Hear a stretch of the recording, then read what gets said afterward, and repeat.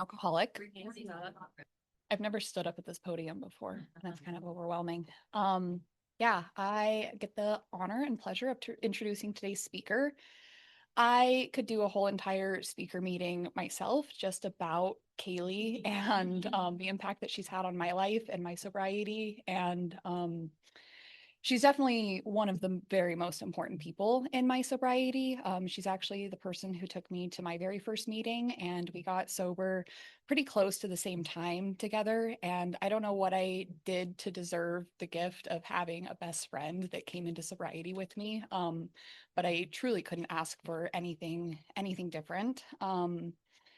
The day that she took me to my first meeting, I really wanted to drink that day, but my desire to be around her was greater than my desire to drink. That's how much of a joy that she is to be around, that I would have rather gone to a meeting and hit my rock bottom with her than to have continued drinking that day. And yeah, throughout my sobriety, I have not done everything perfectly. I've had a relapse, and I spent some time totally rejecting the program and thinking that I could do it on my own. And just the friendship and the unconditional love that she showed to me during that time, there was never any judgment over my actions or me deciding not to work a program.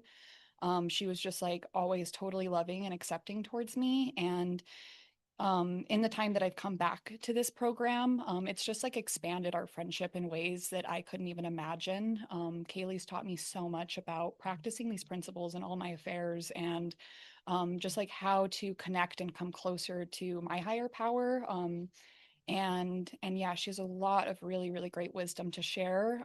She's done a wonderful job at sticking so close to this program in her 3+ years of sobriety, and I am just like endlessly impressed by her ability to keep coming back and to keep showing up for herself and for those around her. In these 3 years that she's been sober, I've just watched her expand to a great place. And none of it really surprises me, because I've known her my whole entire life. We grew up together and we've known each other since we were little girls. And so I've just always seen like what she's capable of and the person that she really is. And I believe that through this program and her sobriety, she's starting to see that in herself as well. And yeah, I just like really couldn't be prouder or more grateful for you. You were the most important person in my life. And so we all get the honor of listening to Kaylee share her experience, strength, and hope today, and there will be a lot to take away from it. So thank you guys all for being here.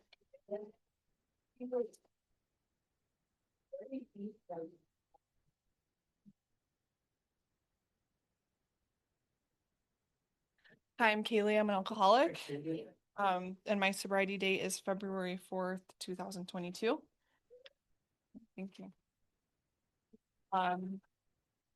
I wanted to say thank you to Stanley for asking me to speak today. I felt like it was a God shot, that it was a little bit last minute, because I think if I would have had time to think about it, time to say yes or no, time to like mull over what I'm gonna say, I might have said no. So I just appreciate it. And I think, God works in my life in a lot of different ways. And one of them is, giving me the opportunity to not be able to say no. So thank you. And thank you guys for being here.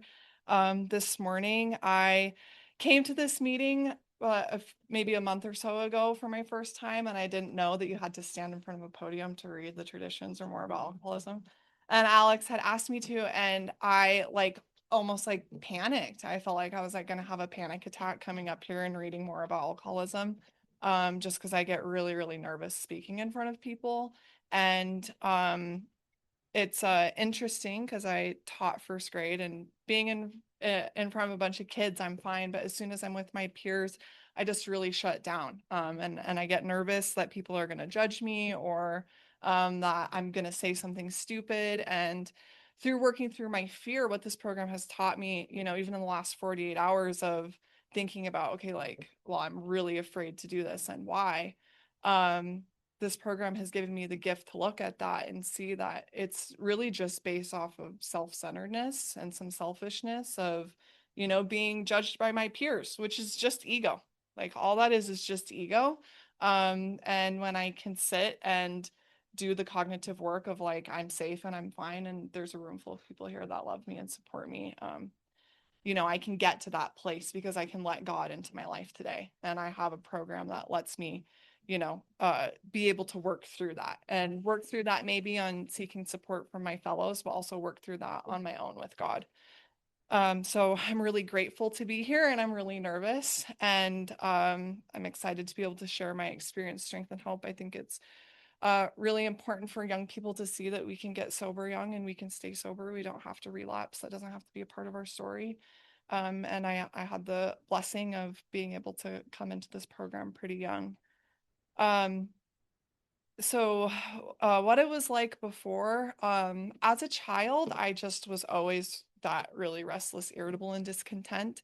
I was very shy and very afraid of everything. Um, and when I think about the things that I know about alcoholism today, I exhibited all of those characteristics as a little kid. If my mom gave me a Mountain Dew, I needed to have two more. If I was watching TV, I couldn't just watch it for 30 minutes. I'd complain and, throw a fit about needing to watch it more. I had the disease of more from as long as I can remember. And I had a lot of that fear of that and that restlessness as a child too. Um, and part of my story is that I come from a family of heavy drinkers, potential alcoholics, but it's not my place to diagnose them. And um, why that's an important part of my story is because I didn't take my first drink until I was 18, which is pretty abnormal for my family and the community that I grew up in with my peers started drinking, in middle school. But because of the way that I saw alcoholism and yeah, alcohol run rampant around me, it was something that I never wanted to be a part of. So, I was able to just somehow on self-will and through other maladaptive coping mechanism make it through high school without drinking. And when I did take my first drink, it was after a brutal breakup. As many of us experience, relationships are often really challenging and emotionally difficult. And so I remember that first time that I drank, my friend had brought a bottle of wine over to my house and we drank it. And I remember thinking, okay, yeah, this is why my mom does this. Like, I remember that relief from my restless, irritable, and discontent that I experienced. Um, and it was for about 5 minutes. And that was my experience every time that I drank, for the next several years of drinking. It was that sense of relief that I was seeking in alcohol. It maybe happened for about 5 to 10 minutes, and then there was nothing fun about it after that. Which really I think speaks to the insanity of alcoholism of we don't even get provided that relief anymore and we still continue to drink.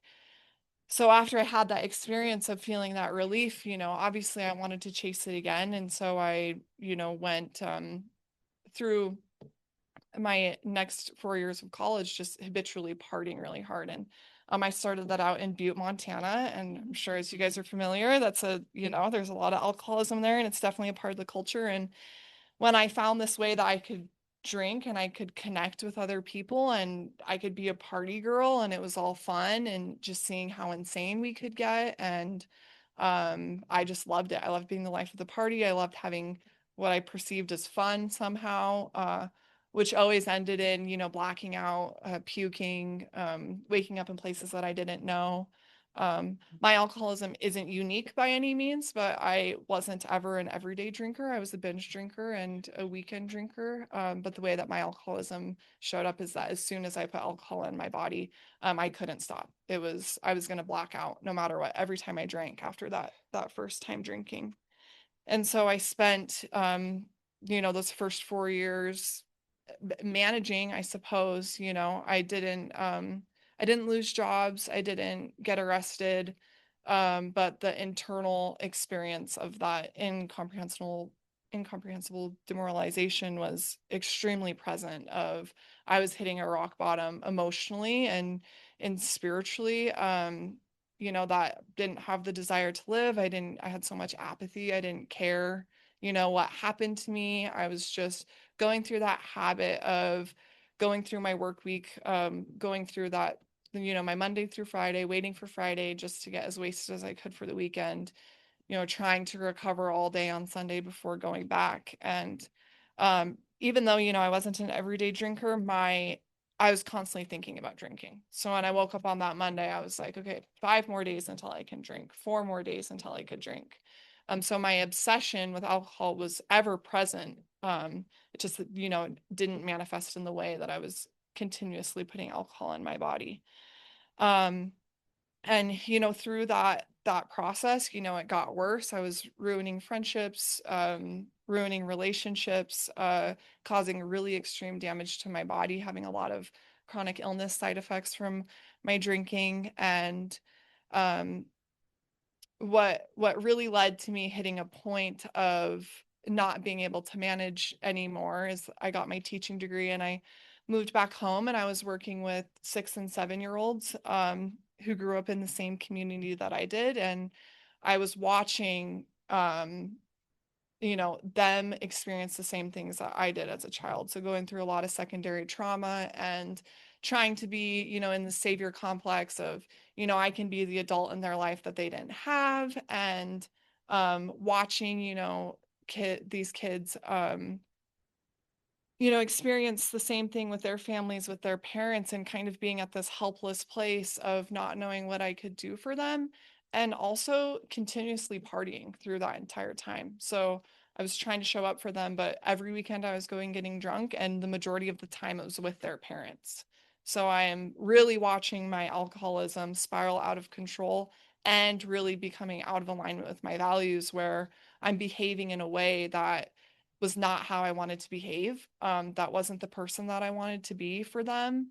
And it was really perpetuating my alcoholism spiraling out of control because I had so much guilt and shame around what I was doing, and uh, the just completely hitting that space of um, so much cognitive dissonance of what I thought I was doing and how I was actually behaving. And my insanity, really was hitting an ultimate high. I was getting much more suicidal. I was drinking as hard as I could, hoping that, maybe I would drink enough that I wouldn't wake up the next day. And in an inactive way, actively suicidal. And through that process, I was getting psychiatric treatment. I was trying to do therapy. I was using medication, and that medication um, was letting me drink more. My experience was, as soon as I started taking that medication, I was able to consume more alcohol without blacking out. And I thought it was the best thing ever. So I was just, asking my psychiatrist if I could up my dosage, and they said sure. And I was taking more than I was prescribed, and it was helping me drink more. And through that process of not getting to that space of blacking out, I was causing a lot more harm really quickly. There was that last 3 months of my drinking was a lot of fighting. I was ending up getting into a lot of fights, physically fighting, which, if any of you know me, I'm not really an aggressive person, so it was just like very out of character for me. I was getting into a lot of fights. I was driving drunk. Was I had an experience that really was close to my rock bottom of being in a bar drinking with parents, and they had brought their kids in, and I was completely wasted, and being around my 6 and 7 year old students just completely drunk, and I was worried about them, and so I took them home with me. And so my life was just so unmanageable about how I was drinking and what I was doing, the way I was behaving around the people that I love. Um, I tried to quit drinking probably maybe 2 years before I got sober, just on my own. I didn't know anything about recovery. I didn't seek any sort of support or anything like that. I just, I'd wake up one day and say, oh God, that was bad. I'm not going to drink. So sometimes I'd make it a couple weeks. Sometimes I'd make it a couple months. I think I maybe put together like 2 or 3 months at some point in time. And every time that I drank after that period of, uh, I don't even know if you would call it sobriety, but not drinking, um, it was just worse. It was just worse and worse and worse. And so that's the way that relapse was showing up in my life, of me really seeing that my life was so unmanageable in the way that I was just really trying on self-will to just quit drinking it, and it always came back to where I was gonna drink again. I had the opportunity to, which I again view as divine intervention. I had a friend that I grew up with that was a little bit older than me, and I knew that he was having some challenges, some mental health challenges, and he happened to be back at home, and he said, "Hey, yeah, let's go for a drive. Let's go look for elk." And so we went for a drive. And when he picked me up, I mean, as soon as I opened the door, I just saw like the light on in his eyes. He just was like excited about life. Probably was on a pink cloud now that I look at it. But I just saw something different within him. You know, he was like energized, and we go for this drive, and I'm just like in so much self-pity and so depressed and so miserable. And I just asked him, I was like, "What are you doing? Like, how are you so okay?" And he was like, "Well, I quit drinking and I started going to AA." Um, and absolutely was an example of attraction, not promotion. I was really, really fortunate to have that experience of he just kind of shared his experience, strength, and hope. And it wasn't really in any sort of way that was pressuring or that he thought that I should. He just was saying what he was doing. And so I asked him if I could go to a meeting with him. Um, and this all takes place, and I grew up in Lincoln, Montana, where at that point in time, we did not have any AA meetings. And so on Monday nights, we'd drive to Sealy Lake. We'd drive an hour and a half, it was in the winter, so it'd take us an hour and a half to get there. Um, and I went to my first meeting, and I just sat and watched. It's the Sealy Lake meeting is a really, really special place. It's in this little preschool in a church. And I didn't say I was an alcoholic. I didn't say my name. I just kind of like sat in the back corner and nobody really talked to me. I probably looked crazy, so I understand that. But I just listened. And I felt maybe just like a glimmer of hope in hearing like, okay, yeah, this is cool. I guess this is working for my friend and this is working for these people. And we went to that meeting, and I really think that it was now I see it as a huge blessing that we had that time before. It's like three meetings in a row, right? It's the meeting before, it's the meeting during, and the meeting afterwards, where we had some really extensive and important conversations around alcoholism and what we were experiencing. And so I maybe went back to another meeting. And I remember kind of thinking like, okay, so maybe there is this potential solution, but I'm not, necessarily ready to, give up drinking. I don't think that this is, I thought maybe it could work for me, but I didn't really think too much about it. Um, and I had uh, a couple really, really bad drunk episodes, that were spaced out between a few weeks where I, was really acting insane. I tried to get in a fight with my boyfriend at the time. I got into a really bad fight with my father, and um I was really, really bottoming out. I couldn't It was really, really painful to experience what I was fighting with my family and fighting with the people that I loved. Um and in my last drunk, I was actually bartending at the time, and got I like blacked out by like 8 p.m. I worked until, 2 in the morning. I don't remember any of it. I don't remember anything of what happened. And I woke up the next day, and I had this just this feeling of like my shit has to quit. I have to be done. I was so tired of myself, and I was so tired in the way that I was behaving. I was so just exhausted of trying to continue this thing, of hitting this point where I just like really hit a bottom. Um and I actually, I talked to Isabella that morning, and I remember just really being in this space of like, I have to be done. This has to stop. And because I knew that at that point, I had been to two meetings, and I knew that it existed and that this was a solution for other people. Um, I decided that Monday, that I was gonna go to a meeting. So I called up my buddy and he wasn't in town. He was out of town and he was like, just go by yourself. And I was like, no, I cannot do that. I'm not gonna go by myself. I don't know any of those people, you know. I was so completely nervous and just was desperate enough to be willing to go alone. And so I went to that meeting and I sat down and there were three other people at that meeting. There was one woman and two men. And I sat down and I said, I'm Kaylee, I'm an alcoholic. You know, I have a problem and I need help. Um, and those people shared their experience, strength, and hope. And I got to share my story, which, you know, was so insane. It was me just sobbing, crying, talking about how it's my parents' fault that I'm an alcoholic and I can't drink like a normal person because my parents are alcoholics, and, you know, just this complete victim mentality of the world's against me. And they sat and listened and they loved me. They loved me where I was at. They let me, you know, share what I was experiencing, and then they shared their experience, strength, and hope. And so after that meeting, the woman at that meeting gave me my 24-hour coin. And I, you know, I asked her, I was like, okay, well, you know, you guys only have a meeting once a week. And I hear people's, you know, I had heard other, you know, this one guy saying that meeting, go to 90 meetings in 90 days. I'm like, well, how do I do that if I don't have an AA meeting? Um, and this was post COVID, so there was meetings online. And you know, she gave me the advice of, you know, you were willing to drive hours to go to bars or go to parties, so you're gonna have to be willing to drive hours to go to meetings.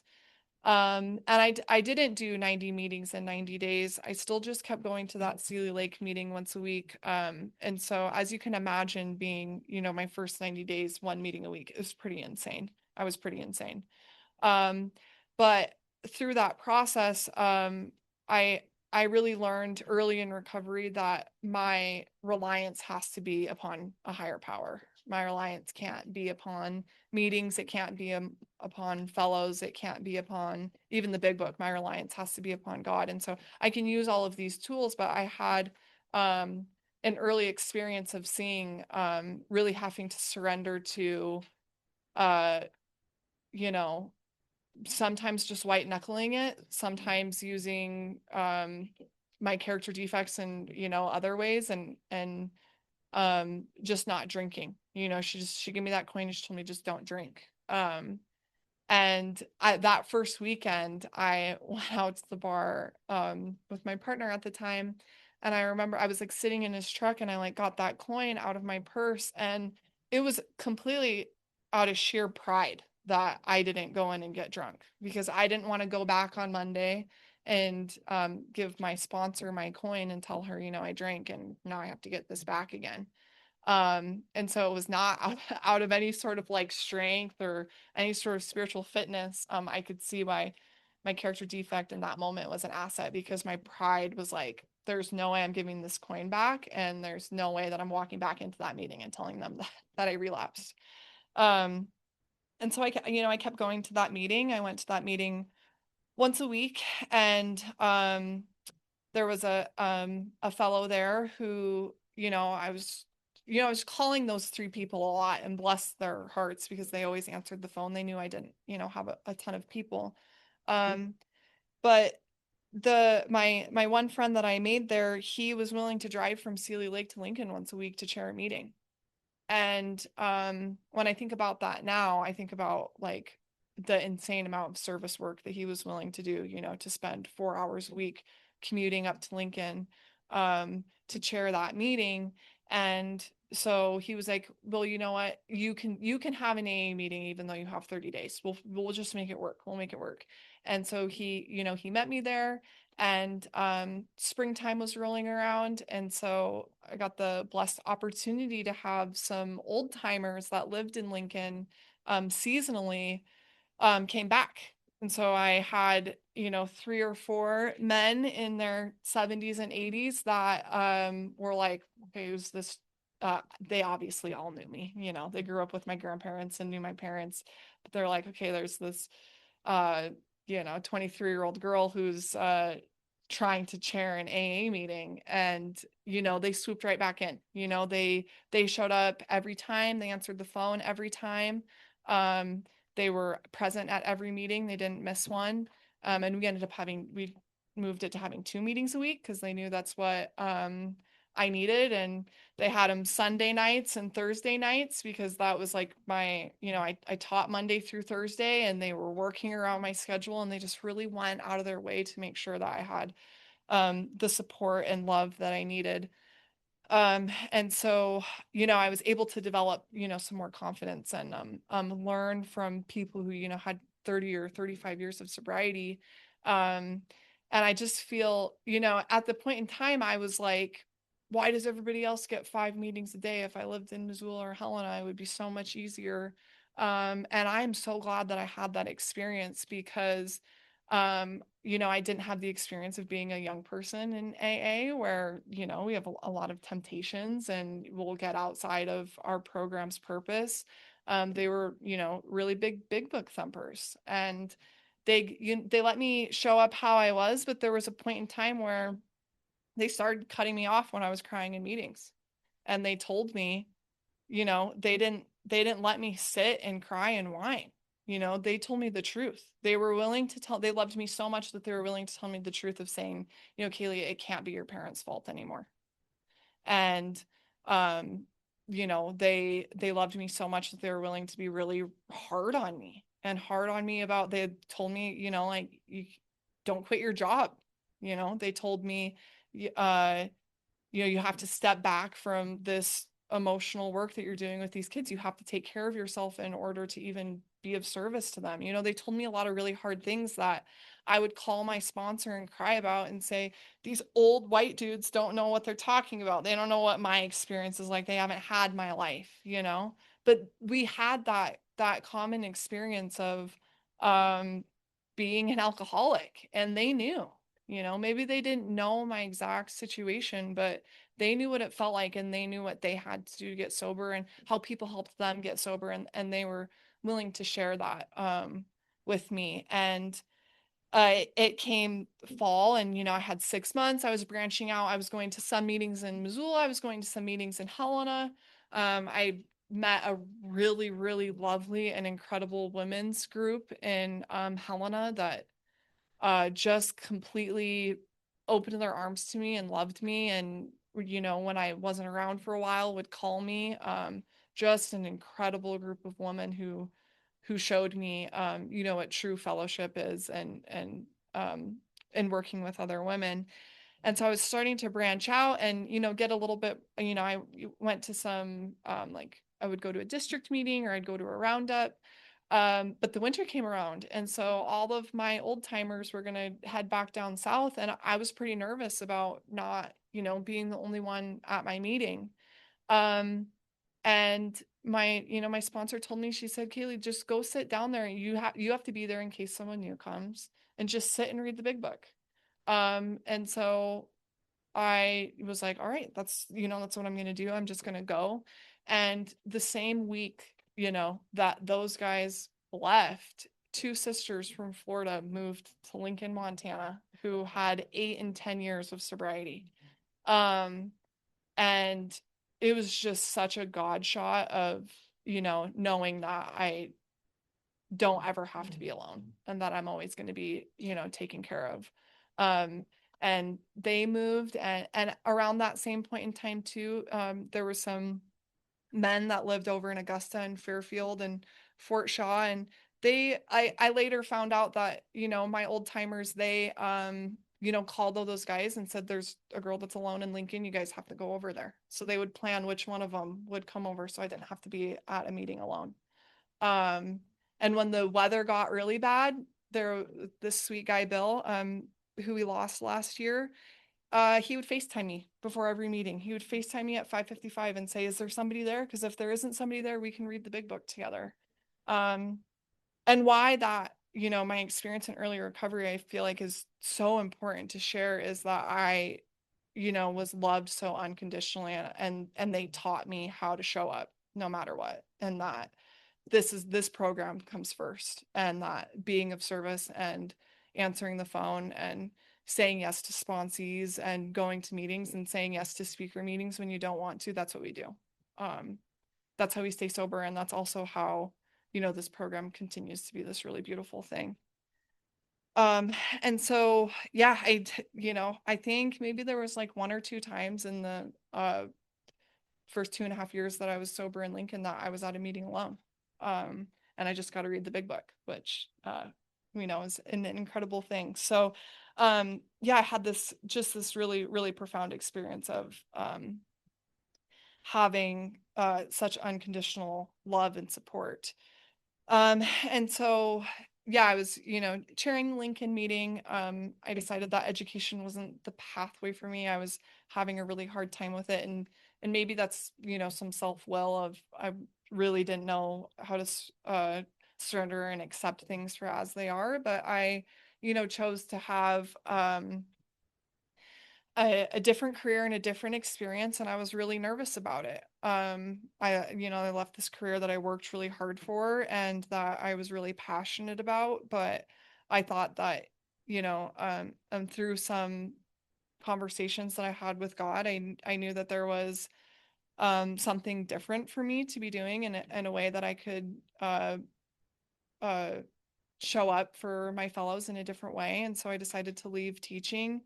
And through that process, I was experiencing so much fear, the financial fear, the security fear, okay, I just spent all this time getting this education and now I'm not going to be using it, which isn't true. I still use it all the time.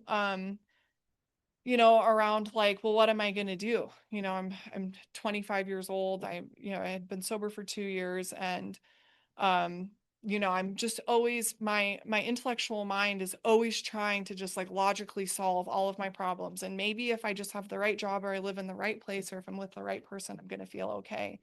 And I had women in this program tell me, it doesn't matter what you do, Kaylee, you can do whatever you want to do as long as you're putting your higher power in AA first. So just continue to go to meetings, continue to be of service to women, and um the answers are going to come for you. It's going to fall into place. You're going to be taken care of. And so I just like trusted that process. I trusted my higher power enough to just let go of this thing that wasn't serving me anymore. Um, which ultimately led to me moving here to Missoula last summer, and to start a graduate program. Um, and it was really, really, really hard for me to move to Missoula. It was really hard for me to move from, my small community of AA, in Lincoln, and then the fellowship that I had developed with the women in Helena. The change of, the place that I'm living, my recovery community, leaving my job, stepping into some financial insecurity by going into graduate school. I was experiencing a lot of fear. I experienced a lot of fear, and I really was seeing the ways that my character defects were acting out, um, at this time of, I just totally turned into a lot of self-will of like, well, if I just can make things work here and I just have to control everything, and I don't really feel like I was like acting very sober. I wasn't acting as I was in recovery, but the beautiful thing about Missoula is that there's a lot of meetings and there's a lot of people here. So I just sat down, and I hated it. I made the Sunrise group my home group, because I didn't like it very much. I was like, there's so many. First of all, it was a big meeting, which like I couldn't handle because I was used to, little tiny meetings. So it was like really weird. Like there's so many people here, and if I share, they're all going to be looking at me. And I also had this experience of like, it seems like these people are all really put together, and I can't relate to that because I don't know what that's like. And so I sat down in that chair. I made myself go almost every day. I kind of did like a 90 and 90 when I moved here. And, I was like, it's not the same. They're not doing things right. That whole experience that we have when we move into different recovery or different AA communities. Um, and, my sponsor just coached me through that of, okay, well, those women in Helena taught you how like they showed you love, like you need to do that to them, like give everybody hugs, say hi to the newcomer, give out your phone number. Um, and so there was some sort of shift that happened. I had some my higher power helped me have some consciousness expansion of like, okay, I'm gonna do a better job showing up instead of asking these people to show up for me in the way that I want. I'm gonna show up the way that I can. And that is truly, I think, a lot of the basis of my my spiritual beliefs is that really just kind of back to the St. Francis prayer of I give unconditional love, and I have this expansive amount of um, love within me. And within a week, the sunrise meeting was the best meeting in the world, and nothing about it changed. Right? It was just my perspective, and I was able to develop a lot of really wonderful relationships with the women in those rooms who loved me just in a different way, maybe just with a little bit of a different way, but I was able to develop that relationship with them, and able to just keep coming. And I got a service position with Sunrise. And yeah, the experience of like living in a small town where things are really quiet and peaceful and I have fresh air and water, and it's just this like a lot of serenity. My serenity wasn't challenged nearly as much, to being in a space where there's just like so much noise and traffic and so many people. And um it was really, really challenging. And there were ways that I was seeking God through that. And there was ways that I, wasn't trusting God enough that I would be okay. I was, acting out of some character defects. And um what this program has taught me through working the steps, and that I always come back to, is that I trust God enough to know that I don't ever have to drink alcohol again. I've found the solution for me, that when I work these steps, and if I'm being of service, and if I'm doing all of the things in our spiritual toolkit, I don't ever have to drink again. Um, but right around prior to my 3-year mark, and being at my 3-year point, I'm starting to experience what a woman has described to me as the second wave of recovery. Because that first putting the drink down, that's a battle of itself, right? And we work the steps and we work through that. And through the process of reading the book and the literature, I come to find that like I'm my problem. So it doesn't matter if I'm drinking or not. My self will run riot, and I'll, cause just as much harm, if not more harm, sober than I will when I'm drinking. Um, and so I have to be diligent about continuing to work the steps in other areas of my life. And I know that it works because it worked with alcohol. So I know that it's going to work for everything else that I experience in my life, where the other ways in my life that my alcoholism shows up. Um, and I have a lot of confidence in that. I have a lot of confidence that I can see where I'm trusting God and I can see where I'm not trusting God. And that provides me a lot of relief, because I haven't bottomed out in other areas of my life.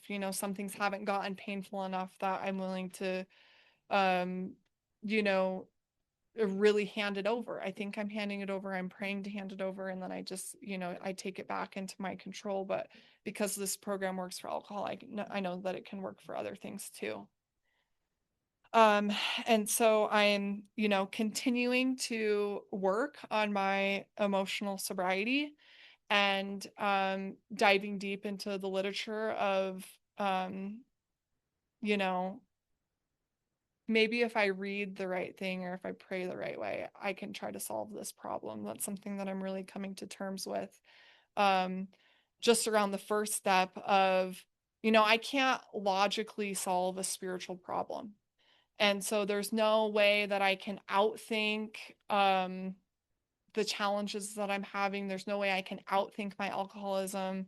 I just have to continue to develop a connection with my higher power, and um, expand my spiritual world, which I think I kind of was thinking about wanting to be my main message today is that the way that we get sober and stay sober is that we continue to have spiritual growth.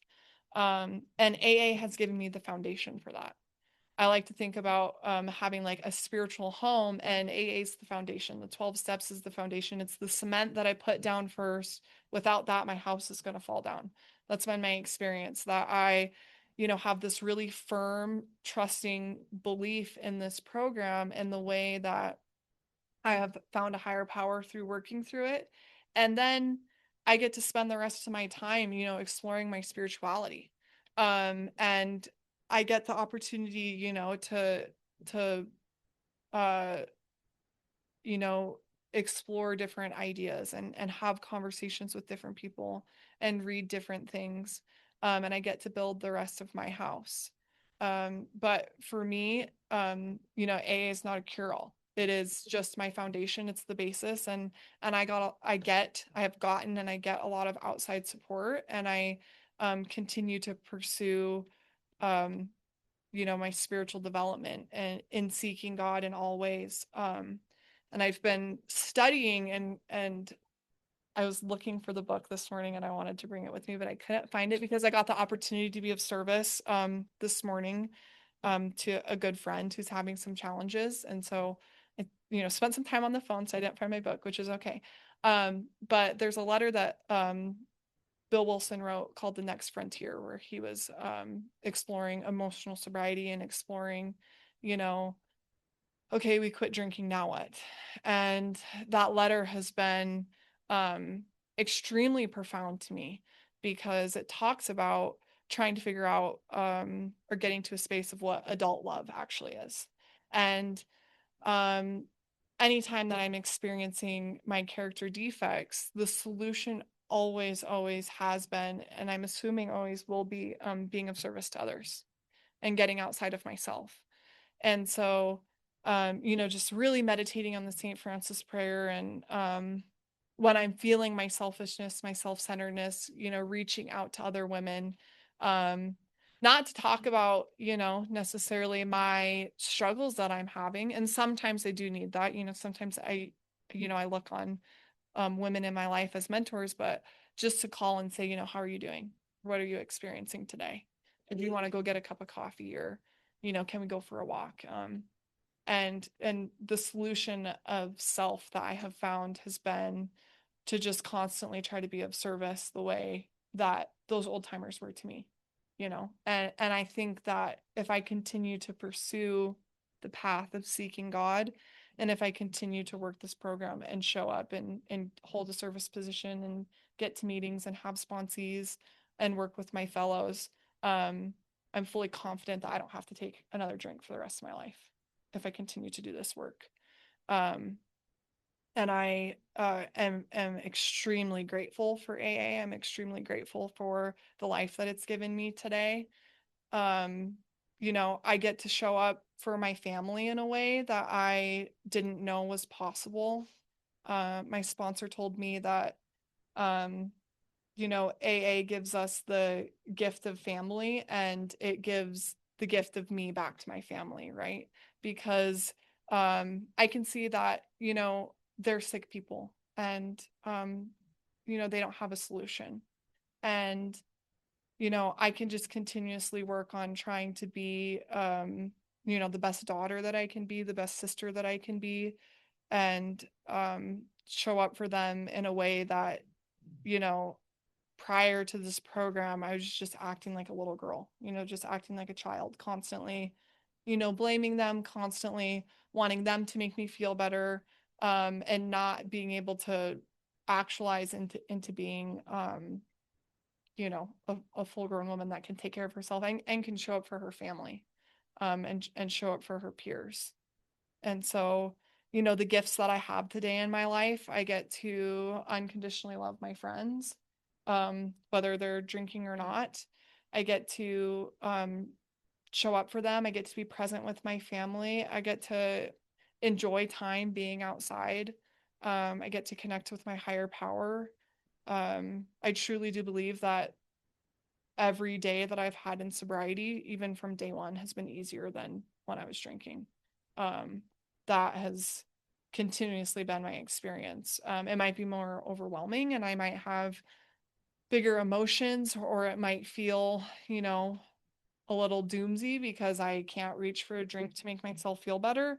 Um, but every day it's gotten easier and every day it's gotten better. And I just trust that,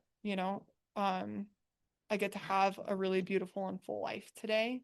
And I don't have to worry about what that looks like as long as I'm working with other people, and working with other women and showing up. So yeah, I think that's everything that I have. I really appreciate you guys all being here today and listening to my story. And I know listening to someone talk about themselves for 45 minutes is kind of a lot. And so yeah, I'm just really grateful to be here and I'm grateful to be sober today. Um yeah, that's all I've got. Thanks.